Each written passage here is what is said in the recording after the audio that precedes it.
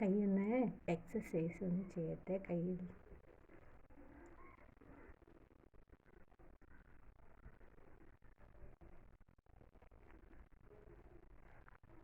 ബണ്ണാണ് നമുക്ക് വിരലുകൾക്ക് ഒരു എക്സസൈസിന് നല്ലതാണ്.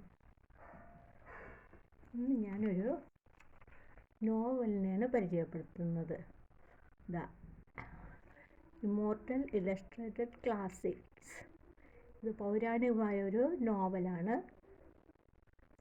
The adventure of Tom സായർ. The adventure എന്ന് പറഞ്ഞ ഐതിഹാസിക നോവലിസ്റ്റാണ് ടോം സായർ. അദ്ദേഹത്തിൻ്റെ കുട്ടിക്കാലത്തുള്ള കാര്യങ്ങളെയാണ് ഇതിൽ വർണ്ണിച്ചിരിക്കുന്നത്. The adventure of Tom Sawyer എഴുതിയത് Mark Twain. Retold for young readers. ഇത് ഒന്നുകൂടെ പബ്ലിഷ് ചെയ്തേക്കുന്നതാണ് നിങ്ങളെപ്പോലെയുള്ള കുട്ടികൾക്ക് വേണ്ടി. പബ്ലിഷ് ചെയ്തത് ഇൻഫിനിറ്റി പബ്ലിഷേഴ്സാണ്.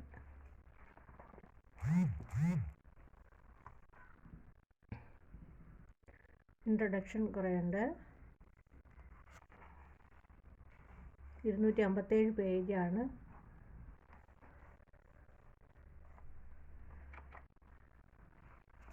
ഇൻട്രൊഡക്ഷൻ കൊടുത്തിരിക്കുകയാണ്. Samuel Langhorne Clemens lived from November 30. Samuel Langhorne എന്ന ക്ലെമൻസ് ലീവ്ഡ് ഫ്രം നവംബർ 30. അങ്ങനെ ഒരാൾ ജീവിച്ചിരുന്നത് നവംബർ 30 നവംബർ 30 ഏത് വർഷമാണെന്നറിയാമോ? 1835 to April 21. April 21, 1910. Better known by his pen name mark Twain. നമ്മൾ മാർക്ക് ട്വൈൻ എന്നുള്ള നോവലിസ്റ്റാണ് ഇത് എഴുതിയത്. മാർക്ക് ട്വൈൻ എന്നുള്ള നോവലിസ്റ്റാണ് ഇത് എഴുതിയത്. അദ്ദേഹത്തിൻ്റെ വേറൊരു പേരാണ് Samuel Langhorne Clemens. His pen name Mark Twain. He was an American author. American എഴുത്തുകാരനാണ് Samuel Langhorne Clemens. Other name Mark Twain. He was an American author and humorist.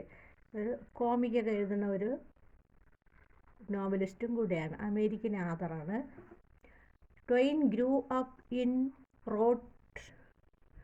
In Hannibal എന്നുള്ളൊരു സ്ഥലത്താണ് ഈ ട്വൈൻ വളർന്നത്. Missouri എന്നുള്ള ഒരു രാജ്യത്ത് ഹണിബെൽ എന്നൊരു സ്ഥലത്താണ് അദ്ദേഹം. ഇതൊക്കെ അമേരിക്കയിലുള്ള ഒരു നാടാണ്. Which provided the setting for his book. അവിടെയാണ് ഈ ബുക്കൊക്കെ അച്ചടിക്കാൻ സഹായിച്ചിട്ടുള്ള സ്ഥലമാണ്. He wrote the adventure of Tom സായർ in. ഈ മാർക്ക് ട്വൈൻ ഈ അഡ്വഞ്ചർ ഓഫ് ടോം സായർ എന്നുള്ള ആളിൻ്റെ അഡ്വഞ്ചറസ് എഴുതിയത്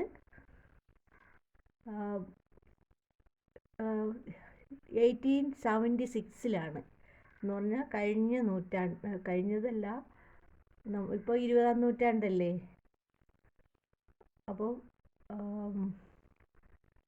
ഇപ്പോൾ 21-ാം നൂറ്റാണ്ടല്ല. ഇപ്പോൾ 18-ാം നൂറ്റാണ്ടിലാണ് ഈ ട്വൈൻ എന്നുള്ള ആൾ ജീവിച്ചിരുന്നത്. And its equal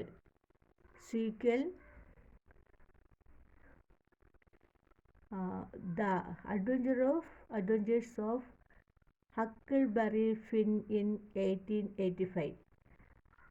Huckleberry Finn in 1885. The later is. ഇപ്പോൾ ഓരോ നോവലിനെയും പല പേരുകളാണ് കൊടുത്തിട്ടുള്ളത്. ദ ലേറ്റർ ഈസ് സീക്വലാണെങ്കിൽ രണ്ടാമത്തെ നോവലായിരുന്നു.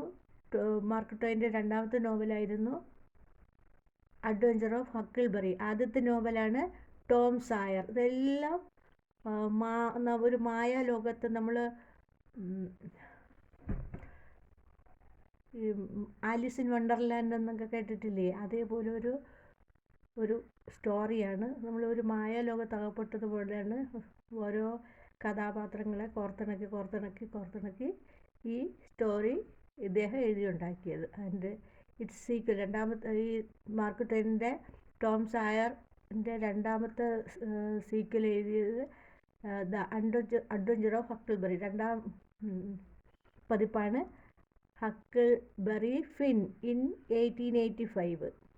അപ്പോൾ ആദ്യത്തേത് എഴുതിയത് 1876 അടുത്തത് എഴുതിയത് 1885.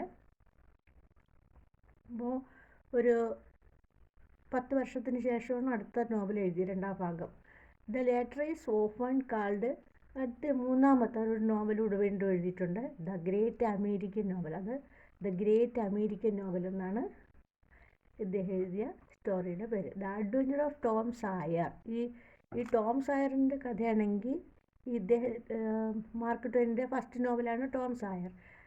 അത് എഴുതിയ അഡ്വഞ്ചർ ഓഫ് ടോം സായർ എന്ന് പറഞ്ഞാൽ ടോം സായറിൻ്റെ സാഹസിക കൃത്യങ്ങളാണ് ഇതിൽ പരാമർശിച്ചിട്ടുള്ളത്. About a young boy growing up along the Mississippi river. Mississippi റിവറിൻ്റെ അരികെയാണ് ഇദ്ദേഹം താമസിച്ചിരുന്നത്. It is set in a fictional town of Saint Petersburg. അതൊരു ഫിക്ഷണൽ ടൗൺ, നമ്മളൊരു മായാലോകം പോലെയാണ്, അതെല്ലാം ഒരു മാജിക്കൽ ലാൻഡ് പോലെയാണ് ആ സെൻറ്റ് പീറ്റർബർഗിൽ ഉണ്ടായിരുന്നത് ആ town. Inspired from his home town. ഈ ഹോം ടൗൺ എന്ന് പറഞ്ഞാൽ അദ്ദേഹത്തിൻ്റെ നാട് ഇൻസ്പിറേഷൻ കൊണ്ടാണ് അദ്ദേഹം ഈ നോവലൊക്കെ എഴുതാൻ തുടങ്ങിയത്. The book is a sceptical overview of the author's childhood life. Sceptical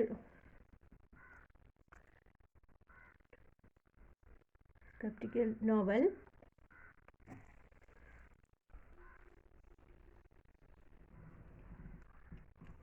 the book is a sceptical overview of the author's childhood life. അപ്പോൾ അദ്ദേഹത്തിൻ്റെ ഈ മാർക്ക് ട്വെയിനിൻ്റെ ചൈൽഡ്ഹുഡ് ലൈഫിൽ ആദറിൻ്റെയാണ്, അതായത് ടോം സായറല്ല, ആദറിൻ്റെ ചൈൽഡ്ഹുഡ് ലൈഫിൽ നടന്ന ദുരൂഹമായ ഓരോ കാര്യങ്ങൾ ആണ് ഈ നോവലിൽ പ്രതിപാദിച്ചിട്ടുള്ളത്. It revolves around themes of moral and social maturations. Moral എന്നത് ഗുണപാഠവും സോഷ്യൽ മെച്ചുറേഷൻ, ഓരോ